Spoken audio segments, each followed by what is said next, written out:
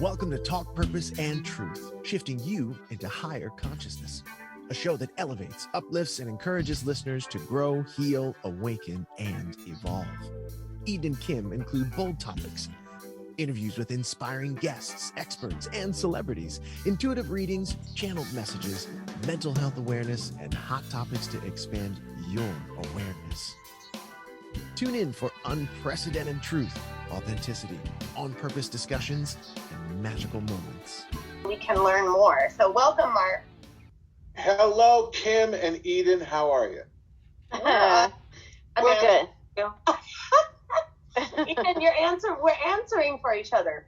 I know. Shush. Let's stop talking over each other. Okay.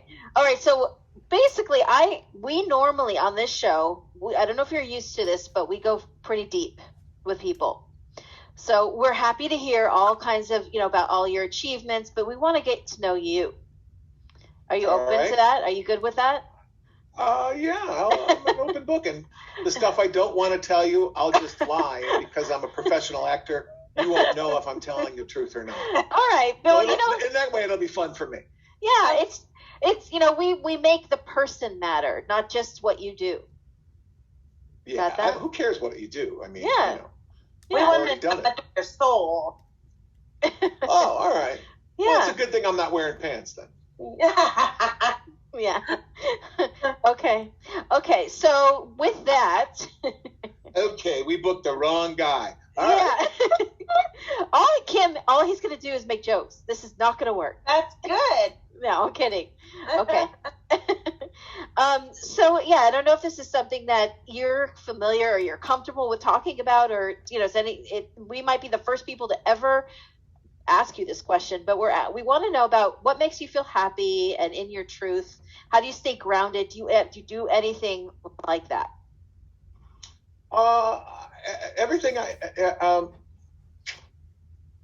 in my entire life, and looking back on it, I realize I've been doing this for a long time, but I only do things that I enjoy.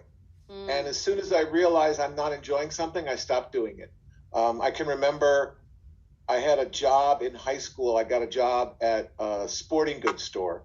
And the first day, they gave me my little vest at Sport Mart, and they told me to go stock fishing line. And I was doing it for about 15 minutes, and I was just overcome with such, who cares about stocking? I literally just walked off I've never quit before. I just went home. It was just so depressing. And I realized it would be better for me to do nothing than be making, $4 an hour or whatever the hell it was, just doing something I didn't like. So I try and find things that I enjoy doing and spend my time doing them. Time is that's the only thing we have, really. So, and when you spend it, you're really spending it. So I don't want to waste it. Very good advice for everyone. Yeah, that's so good. So what do you, besides all of these passions I listed that you do, which is multitude, what do you like to do for relaxation, self-care type stuff? I play ice hockey 3 times a week. I have a couple of softball teams that I play on, and I get to go hang out with my friends and goof around and play baseball. Hang out with my wife. We go to concerts. We like to travel. We like to cook. I like writing. I'm developing 2 new animated series right now, and that's I'm enjoying that. Just sitting in my office when everything works and typing away and making stuff up. That's I know there's a lot of anxiety and angst and unhappy people in the world. But I don't really understand that. I think if you're unhappy, do something about it. Oh, amen. Yes. Change your way of living, as the Allman Brothers say. Yeah, I love it. We're all about that. And it sounds like you have a very dream life. You're structuring your life by your choices, which is awesome. Yeah, but doesn't everybody do that? And if they don't, why not? Yeah. I realize it sounds like a naive question, but if you're doing something every day that you hate, you're an idiot. Fix it. Right? Yes, because we're not a victim of anything. But people just... A lot of people are. But. Yeah. Well, no, they're not. They say they are. They feel like they are. Yeah. Right, which takes your power away. If you think you're a victim and that nothing that you do matters, then you're incapable of fixing it. I mean, think about it. Everything that you are today started as an idea in your head. Mm-hmm. So and a choice. when you have good ideas, follow them. And I'm not saying that everything I do works out or is successful, but everything I do is enjoyable and pleasurable until it's not. And when it's not anymore, I don't do it anymore. I realize it seems simplistic to some people, but it just seems so obvious to me. I don't understand why everyone in the world doesn't understand that. Yeah. I'm glad that you're saying that, because I think a lot of people need to hear that.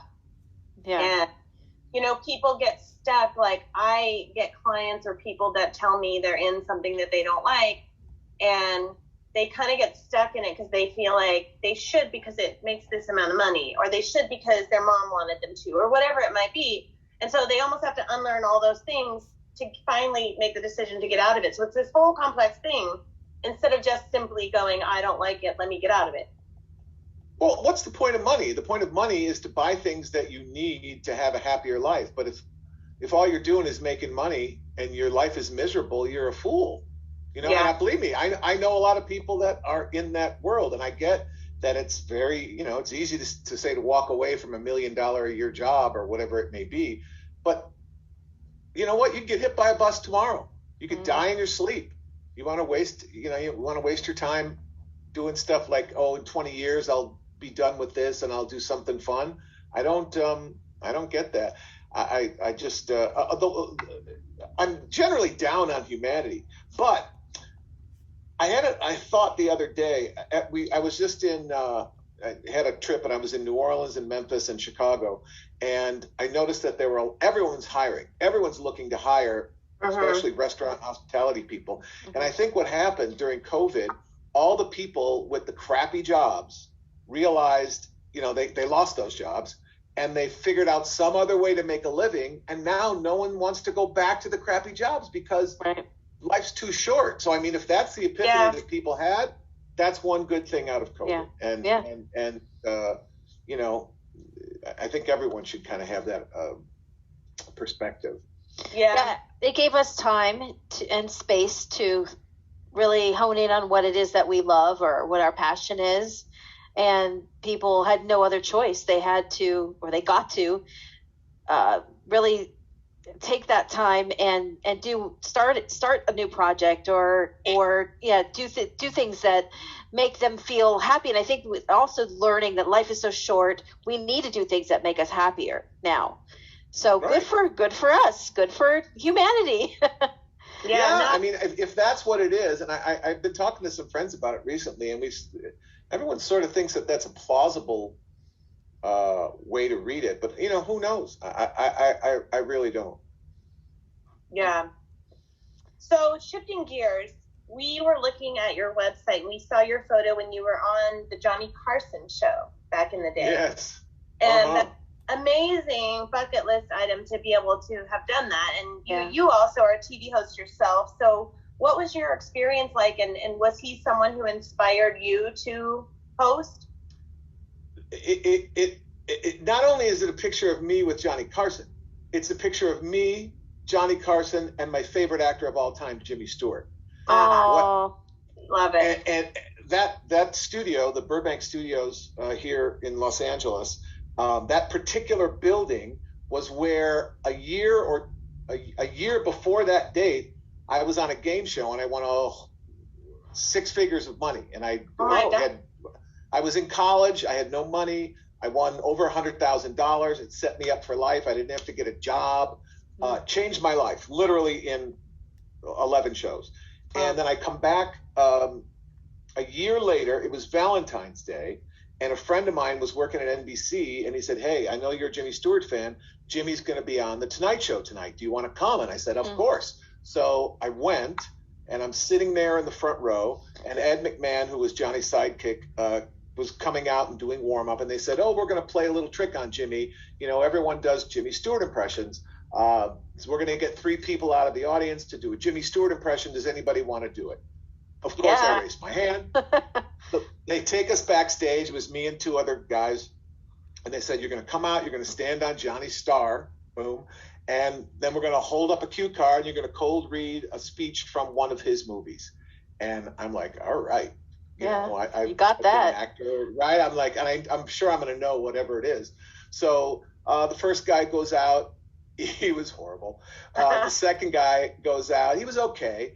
And then they call me out last. I walk out through the curtains like I had seen Jonny done a million times. There was a little star dead center where you're supposed to stand. I stood on there. And for the first time that I can remember, and I don't think it's happened since then, as I was standing behind those curtains waiting to come out, I actually got nervous. Oh. And I just don't get nervous. And I did like a little deep breathing thing. Yeah. Felt good, walked through the curtain.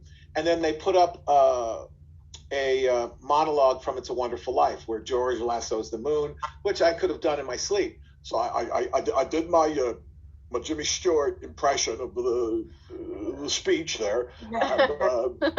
Thought I did a pretty good job. I finish it, and Jonny looks at me and he goes, "That was really good."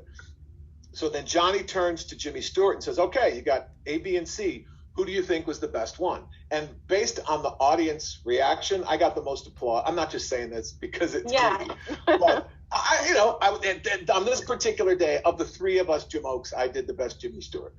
So Jimmy goes, "Well, that middle guy, Greg Stewart, I think he was the best." And Jonny was like, "All right." And the crowd goes, "Ooh."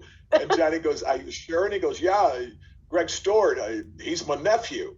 So I'm the only guy in the history of show business to be screwed over by Jimmy Stewart. Oh my gosh. But it was a huge thrill. I got to chat with both of them, and that was a huge bucket listy thing for me. In the same building, in the same studio that I had won all that money the year before. So, oh my gosh. Oh, come on. It's so synchronistic. Right. Right? Oh. Right? Exactly. Did you ever later after that end up working in that studio for anything? I don't think so. No, I did. Okay. We did Studs at Fox, and I did the other shows at Disney, and no, I may have done like a runoff or something there. But yeah. Okay, so, and you are a founding member of the Second City Hollywood. Is that okay? Are you still performing there? I don't. You know what? I don't. We started the theater in Santa Monica on the 3rd Street Promenade, and then the earthquake racked it in 94 or 92, whenever it was. And now they've reconstituted the theater in Hollywood with some different creative leaders, and it's more of a school thing. It's not really a performance venue, really, that people go to. See, UCB is real big here. Groundlings is real big here in Los Angeles. I still perform comedy. I do stand up, and I'll do some improv, and I do a lot of stuff at Comic-Cons and things like that. So I still do get a chance to perform, but I would love to do another show with our Second City cast. That would be fun. Okay, I just gave you the idea, so yeah. Thank you. Right. Yeah, sure. I'll take it and run with it. Yeah. She wanted to bring that up because you talked about that knowing that comedy club. We had Craig Shoemaker on a little while back, and I love Craig. Yeah. He loved Craig too. But he actually wants to play softball on our softball team, but he lives so far away from us, he can never make the game. Oh my gosh! Isn't he? He's Orange County, isn't he? No, he's like Hidden Hills. Thousand Oaks, out that way. Okay. And where are you? We play softball in Beverly Hills, so it would be a 45-minute hour drive for him, but he's on our reserve list. He might be really good. He is good. He talked about the cancel culture and like the comedy, and how he doesn't buy into that. And we were curious about your perspective on that when you do comedy. I think I have a pretty harsh perspective on it. I don't think it's up to me to never offend you.